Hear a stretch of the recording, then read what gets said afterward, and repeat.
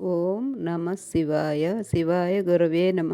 జ్ఞానానందమయం దేవం నిర్మలస్ఫటికాకృతం ఆధారం సర్వవిజ్ఞానం హయగ్రీవ ఉపాస్మహే. పిడుగురాళ్ల పట్టణంలో వేంచేసి ఉన్న 100 సంవత్సరాల చరిత్ర కలిగిన శ్రీ గంగా పార్వతీ సమేత రామలింగేశ్వర స్వామివారి దేవస్థానం పిడుగురాళ్ల శివాలయంలో మహాశివరాత్రి వేడుకలు అత్యద్భుతంగా జరిగినాయి.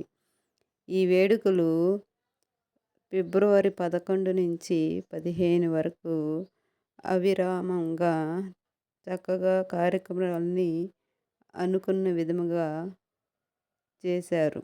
11వ తారీఖు బుధవారం ఉదయం 7 గంటలకు గోపూజ, అఖండ దీపారాధన, ఉదయం 8 గంటలకి లక్ష్మీ గణపతి పూజ, ఉదయం 9 గంటలకి గణపతి హోమము, 10 గంటలకి స్వామివారి విఘ్నేశ్వర స్వామివారి కళ్యాణము, సాయంత్రం 6 గంటలకి పార్వతీ అమ్మవారికి 108 చీరలతో అష్టోత్తర సహస్రనామముల పూజ నిర్వహించారు.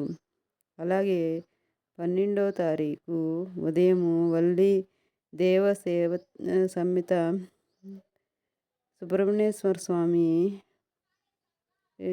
వారికి హోమము, అలాగే కళ్యాణము, శివ సహస్రనామాలు మొదలైన కార్యక్రమాలు అంగరంగ వైభవంగా నిర్వహించారు.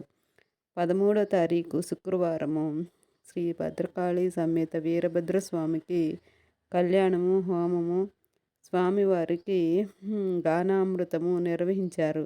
అలాగే 14వ తారీఖు ఉదయం సీతారామస్వామి ఉత్సవమూర్తులకు అభిషేకము, సీతారామస్వామికి హోమము, సీతారామస్వామి వారి శాంతి కళ్యాణము, నందీశ్వరుకి ద్వారపాలకులకు అభిషేకము జరిపించారు. స్వామివారి పల్లకి సేవ, పవళింప సేవ కూడా అత్యద్భుతంగా నిర్వహించారు. 15వ తారీఖు అనగా ఆదివారము మహాశివరాత్రి సందర్భంగా శ్రీ గంగా పార్వతి సమేత రామలింగేశ్వర స్వామి ఉత్సవమూర్తులకు అభిషేకం నిర్వహించారు. రామలింగేశ్వర స్వామి వారి అన్నాభిషేకము నిర్వహించారు. రుద్రహోమము జరిగింది. గంగా పార్వతి రామలింగేశ్వర స్వామి వారి కళ్యాణము అంగరంగ వైభవంగా నిర్వహించారు. అయితే ఈ కళ్యాణ వైభవాన్ని చూడటానికి అనేక మంది భక్తులు స్వామివారి కళ్యాణం కోసం వేంచేశారు. అలాగే ఆదివారం రాత్రి శివరాత్రి లింగోద్భవ సమయంలో హరిద్వార్ నుంచి తెప్పించిన 51,000 కరంగుళి మాల మరియు 51,000 రుద్రాక్షలతో స్వామివారికి ప్రత్యేక అలంకరణ జరిపారు. స్వామివారికి అలంకరించిన 3వ రోజు అనగా 18/2/2026 బుధవారం నుండి స్వామివారికి పూజ చేసిన 51,000 రుద్రాక్షలను ఉచితంగా పంచబడును.